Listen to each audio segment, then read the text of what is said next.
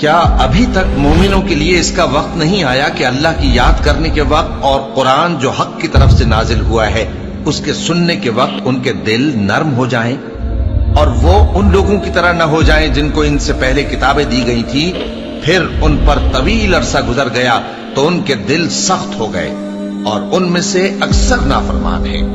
جان رکھو کہ اللہ ہی زمین کو اس کے مرنے کے بعد زندہ کرتا ہے۔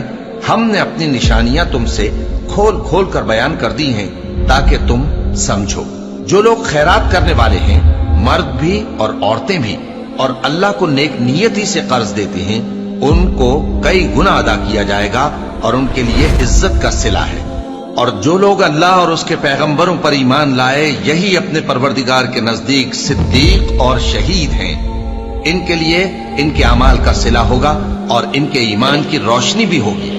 جن لوگوں نے کفر کیا اور ہماری آیتوں کو جھٹلایا، وہی اہل دوزخ ہیں۔ جان رکھو کہ دنیا کی زندگی محض کھیل اور تماشا اور زینت و آرائش اور تمہارے آپس میں فخر و ستائش اور مال و اولاد کی ایک دوسرے سے زیادہ طلب و خواہش ہے۔ اس کی مثال ایسی ہے جیسے بارش کہ اس سے اگنے والی کھیتی کسانوں کو بھری لگتی ہے، پھر وہ کھیتی خوب زور پر آتی ہے، پھر اے دیکھنے والے تو اس کو دیکھتا ہے کہ پک کر زرد پڑ جاتی ہے، پھر چورا چورا ہو جاتی ہے۔ اور آخرت میں کافروں کے لیے عذاب شدید اور مومنوں کے لیے اللہ کی طرف سے بخشش اور خوشنودی ہے۔ اور دنیا کی زندگی تو دھوکے کا سامان ہے۔ بندو اپنے پروردگار کی بخشش کی طرف اور جنت کی طرف لپکو جس کا عرض آسمان اور زمین کے عرض کا سا ہے، اور وہ ان لوگوں کے لیے تیار کی گئی ہے جو اللہ پر اور اس کے پیغمبروں پر ایمان لائے ہیں۔ یہ اللہ کا فضل ہے، جسے چاہے عطا فرمائے، اور اللہ بڑے فضل کا مالک ہے۔ کوئی مصیبت زمین میں اور خود تم پر نہیں پڑتی مگر پیشتر اس کے کہ ہم اس کو پیدا کریں، ایک کتاب میں لکھی ہوئی ہوتی ہے، اور یہ کام اللہ کو آسان ہے۔